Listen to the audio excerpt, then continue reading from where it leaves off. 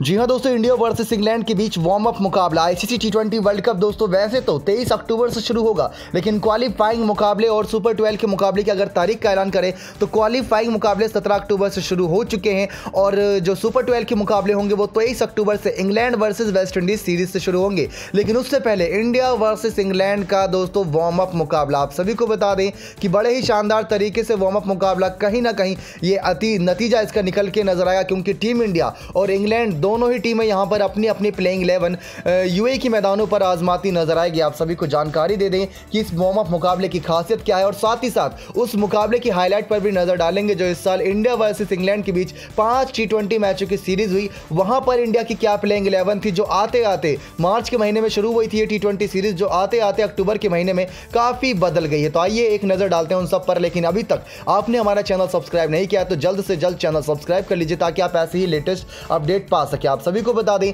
24 अक्टूबर को इंडिया पाकिस्तान का मुकाबला होना है और 23 अक्टूबर को इंग्लैंड वेस्ट इंडीज से भिड़ेगी। अब दोनों ही टीमों की बात करें आईसीसी टी20 रैंकिंग में टॉप 8 में होने की वजह से पहले ही सुपर 12 राउंड के लिए क्वालिफाई कर चुके हैं। सुपर 12 राउंड की शुरुआत 23 अक्टूबर से होगी, ये बात आपको बता दी गई है। अब इससे पहले दोस्तों बात करें किस प्रकार से वार्म अप मुकाबला आज शाम 7:30 बजे 18 अक्टूबर सोमवार के दिन हॉट स्टार ऐप और साथ ही साथ स्टार स्पोर्ट्स नेटवर्क पर आप सभी को देखने को मिलेंगे।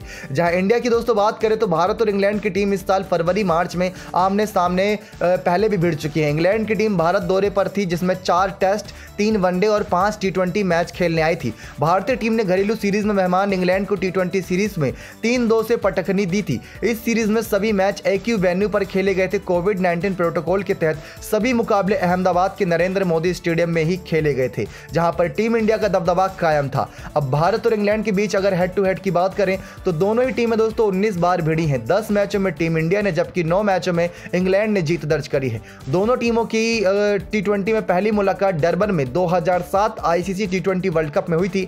इस मैच को भारत ने 18 रन से जीता था। इसी मुकाबले में भारतीय स्टार ऑलराउंडर युवराज सिंह ने पेसर स्टुअर्ट ब्रॉड के एक ही ओवर में 6 छक्के लगाए थे। टी20 वर्ल्ड कप में भारत और इंग्लैंड की टीमें 3 बार आमने सामने हुई हैं। टीम इंडिया ने 3 जबकि इंग्लैंड ने 1 मैच जीत दर्ज की है।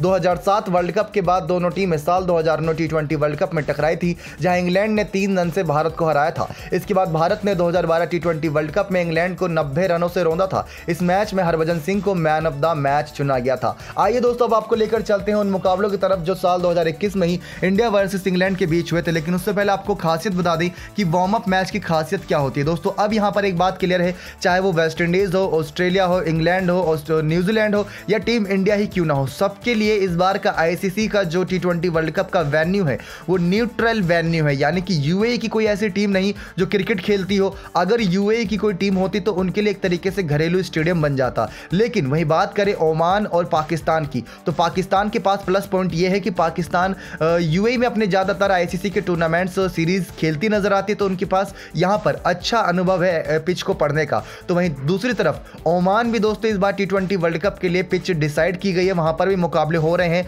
क्वालिफाइंग मुकाबले वहीं खेले जा रहे हैं ज्यादातर, तो वहां पर ओमान को बढ़त मिलती नजर आ रही है। और यह साफ देखने को मिला कि पहले ही मैच में उन्होंने पापुआ न्यू गिनी को 10 विकेट से हराया था, तो ये उनके पास एक प्लस पॉइंट है। रही बात बाकी टीमों की तो सभी के लिए न्यूट्रल वेन्यू है। इसीलिए दोस्तों यहां पर बाकी टीमों के जो ग्रुप है उनसे अलग हटकर बाकी टीमों से, जैसे अब मान लीजिए इंडिया के ग्रुप में अफगानिस्तान, न्यूजीलैंड और हमें ऑस्ट्रेलिया देखने को नजर आती है। दूसरी तरफ अगर बात करें सामने वाली तरफ तो इंग्लैंड की टीम में भी काफी मजबूत टीमें हैं।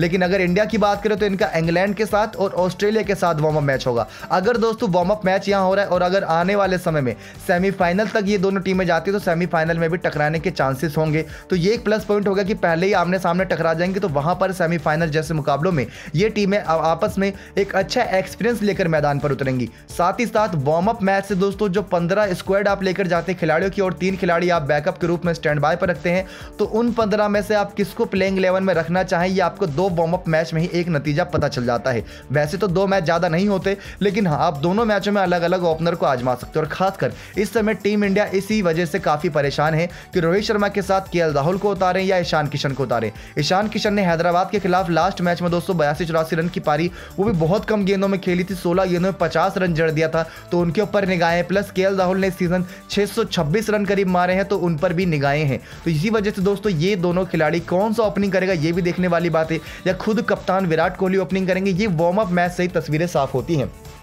तो वहीं दोस्तों इस बार मेंटर के रूप में महेंद्र सिंह धोनी है। वार्म अप मैच में ही उनका पता चल जाएगा कि वार्म अप मैच में कितने खतरनाक है। अब आपको लेकर चलते हैं उन हाईलाइट की तरफ जिनकी हम बात कर रहे थे कि T20 मुकाबले हुए थे। तो दोस्तों आप सभी को बता दें वो T20 मैच दोस्तों मार्च 12 से शुरू हुआ था और आखिरी T20 20 मार्च को खेला गया था, यानी कि एक एक दिन के गैप पर खेला गया था। जहां पहला T20 दोस्तों इंग्लैंड 8 विकेट से जीता था, क्योंकि वहां पर दमदार प्रदर्शन हमें जोफ्रा आर्चर का देखने को मिला था। उन्होंने धारदार गेंदबाजी की थी। इंडिया के खिलाफ 4 ओवर में 23 रन देते हुए 1 ओवर मैडन डालते हुए 3 विकेट चटकाई थी।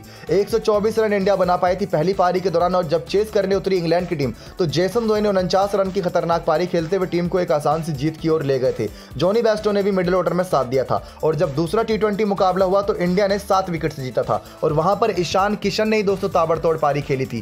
पहली पारी के दौरान इंग्लैंड ने 164 रन बनाए थे 6 विकेट के नुकसान पर। 2-2 विकेट दोस्तों शार्दुल और ठाकुर ने लिए थे, सुंदर और ठाकुर ने, उसके बाद 1-1 विकेट भुवनेश्वर और चहल ने लिया था। लेकिन उस मुकाबले में जैसन रॉय ने फिर से 46 रन की ताबड़तोड़ पारी खेली थी। लेकिन चेस करते हुए दोस्तों ईशान किशन ने उस मुकाबले में 32 गेंदों में 56 रन की पारी खेली थी। लेकिन कप्तान कोहली की बात करें तो उन्होंने भी 49 गेंदों में 73 रन की एक बेहतरीन पारी खेली थी, 5 चौके 3 छक्के की मदद से, और 5 चौके 4 छक्के ईशान किशन ने लगाए थे। इसी वजह से दोस्तों इस मुकाबले का हीरो कहीं ना कहीं ईशान किशन को माना गया था, क्योंकि शुरुआती ओवर में टिक पाना हर किसी बल्लेबाज की बस की बात नहीं थी, लेकिन फिर भी ये कमाल करके दिखाए थे।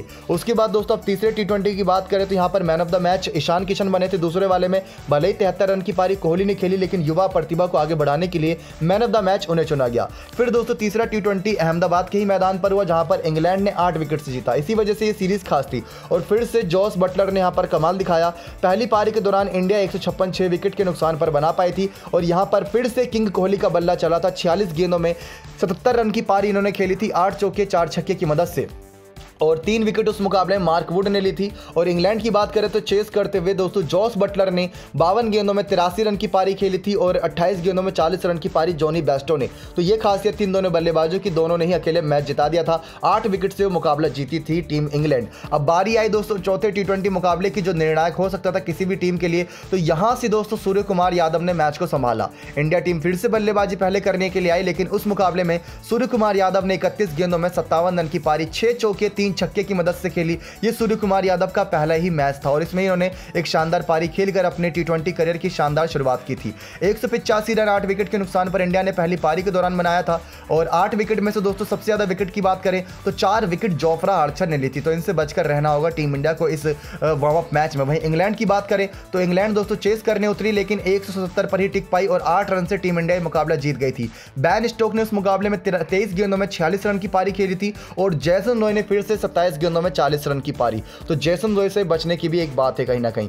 और बात आती है 5वें T20 मुकाबले की, तो 5वां T20 निर्णायक था कि इंडिया जीतती तो इंडिया ले जाती है सीरीज, और अगर इंग्लैंड जीतती तो इंग्लैंड। लेकिन यहां पर दोस्तों चला था विराट कोहली का खतरनाक तरीके से बल्ला। रोहित शर्मा और विराट कोहली ओपनिंग करने के लिए उतरे थे। 34 पर 64 बनाए थे रोहित शर्मा ने, और 52 पर 80 रन की पारी कोहली ने खेली थी। सूर्य कुमार की बारी आई तो 17 पर 32 उन्होंने भी बनाए, और हार्दिक पांड्या ने भी 17 पर 39 ठोके थे। उस मुकाबले में 5 छक्के रोहित शर्मा ने, 2-2 छक्के दोस्तों सूर्य कुमार, कोहली और हार्दिक पांड्या ने लगाए थे। लेकिन विराट कोहली की दोस्तों 80 रन की पारी की बदौलत टीम इंडिया का स्कोर 224 2 विकेट के नुकसान पर पहुंचा। जब टीम इंग्लैंड चेस करने के लिए उतरी तो 188 रन पर ही सिमट गई 8 विकेट के नुकसान पर। 46 गेंदों में 68 रन की पारी T20 के सबसे खतरनाक बल्लेबाज डेविड मलान ने खेली थी, 9 चौके 2 छक्के की मदद से, और 34 गेंदों में 52 रन की पारी खेली थी जॉस बटलर ने। एक समय पर लग रहा था ये दोनों मैच को ले जाएंगे, क्योंकि 13वें ओवर तक 130 रन बना लिए थे। उसके आगे 10-11 रन प्रति ओवर चलना था, जो आसानी से चल सकते थे। लेकिन फिर टीम इंडिया के तेज गेंदबाज शार्दुल ठाकुर ने 3 विकेट चटकाई, भुवनेश्वर ने 2, हार्दिक पांड्या ने भी उस ओवर में गेंदबाजी करके 1 विकेट, और नटराजन ने भी 1 विकेट चटकाई थी। ऐसे करते कराते दोस्तों ये सीरीज टीम इंडिया ने 3-2 से अपने नाम की थी। आज वार्म अप मैच होना है। टीम इंडिया का मेंटर महेंद्र सिंह धोनी होंगे। सबसे ज्यादा निगाहें कैमरे की उन्हीं पर होने वाले, लेकिन कप्तान कोहली का दोस्तों ICC T20 वर्ल्ड कप से पहले ही बड़ी अग्नि परीक्षा है, क्योंकि ऐसा तो बहुत बार देखा है कि कप्तान और प्लेइंग 11 सब डिसाइड होती है, लेकिन एंड मोमेंट पे अकॉर्डिंग टू सोर्सेस कप्तान को भी लेकर कुछ ना कुछ